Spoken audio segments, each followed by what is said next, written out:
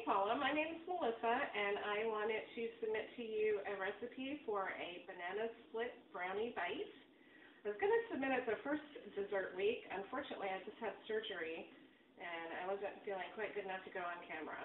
So, luckily, you have a second dessert week round, and I am ready to show you my banana split brownie bite delight. So, I want to start by saying that you can use your favorite brownie mix and prepare it according to package directions as I've done here.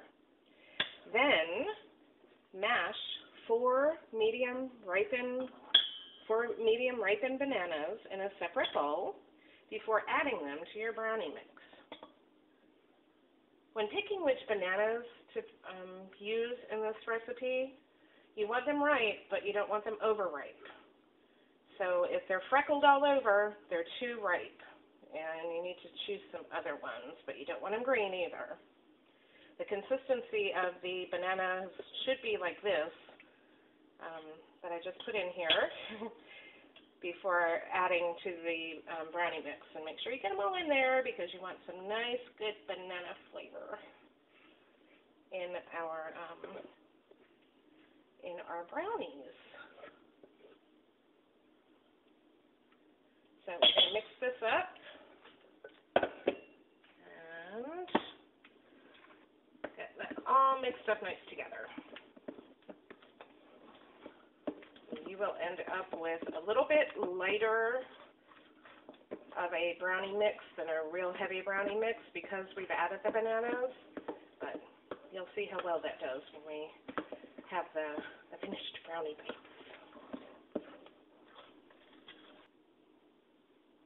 So once you've gotten your banana brownie mix together, you're ready to start with the special ingredients.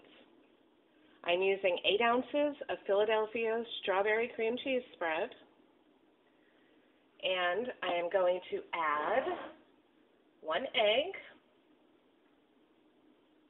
an 8-ounce can of crushed pineapple, and make sure that you drain it really, really well because you don't want all the extra juice in there. I use the crushed. If you want a bigger pineapple chunk, then maybe you might want to use the pineapple tidbits or the pineapple chunks, but I prefer the crushed. And add a cup of your favorite strawberry jam. And then this is going to add all of the traditional flavors of a banana split into our brownie mix. I'm going to mix this up really good, and then we're going to put our brownies together. There we have our cream cheese filling. So, now that my ingredients are ready, I'm going to finish filling my last tray of brownie bites before putting them into bake.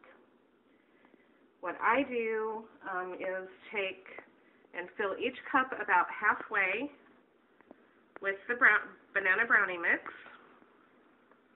and you'll want to do the same because then we're going to add a layer of the strawberry cream cheese mix in the middle and then finish it off with another layer of the banana brownie mix. So I have prepared this the cupcake tin with cooking spray. I did try it with the liners and they didn't really seem to turn out too good, so I wouldn't recommend it.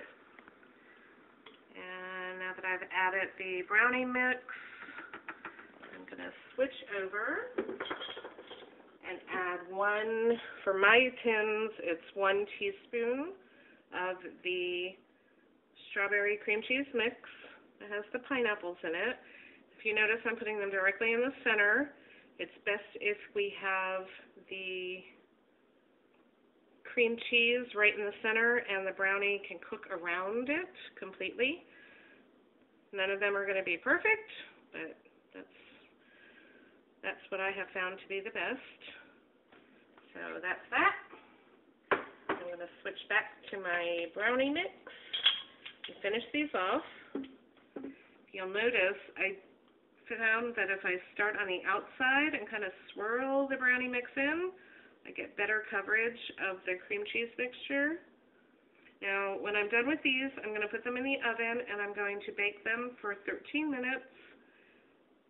And they should come out not quite as gooey as a regular brownie on top. They'll be a little more cake-like, and depending on how well you've got the cream cheese mixture in the center, you may or may not have a little bit of cream cheese mixture coming out. So, I'm going to bake these, and then I'll be back to finish them off. Okay, well, now I'm back, and I am ready to finish off our banana split brownie bites. I'm going to frost the brownie bites with a combination of Philadelphia whipped cream cheese. I used a 12-ounce container of that. And to that, I added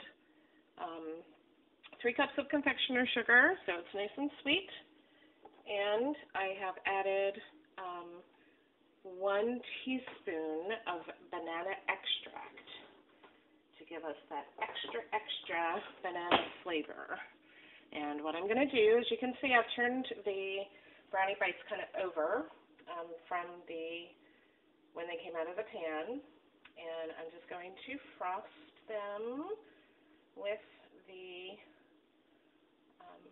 frosting. They kind of actually look a little bit like ice cream scoops. At least I think they do. So I'm just going to, with the consistency of this frosting, you just kind of put a little, a good scoop on top, and it kind of covers the rest. So I'm going to do that. And wait for them to get all nice and covered. By the way, we discovered, quite by accident, that these actually taste quite good frozen as well. So if you want a closer to a frozen banana split treat, you can take these and put them in the freezer and have them that way as well. So I am finishing up these last 2, and then we will add some chocolate syrup and some nuts. That's up to you if you want to add the nuts or not. I do not put them on mine because I'm allergic to them. My husband does put them on his, and he prefers pecans because he's from Georgia. So we use pecans on his, and since I'm preparing this plate for him, I will go ahead and put the pecans on all. So I'm just going to drizzle some chocolate syrup on there. You know, it's to taste. Put as much or as little as you want on there. And then I'm going to put nuts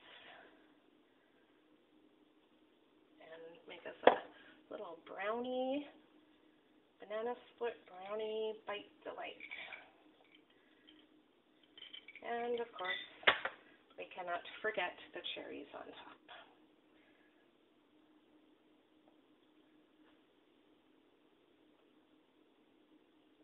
So there we have my Philadelphia cream cheese banana split brownie bites.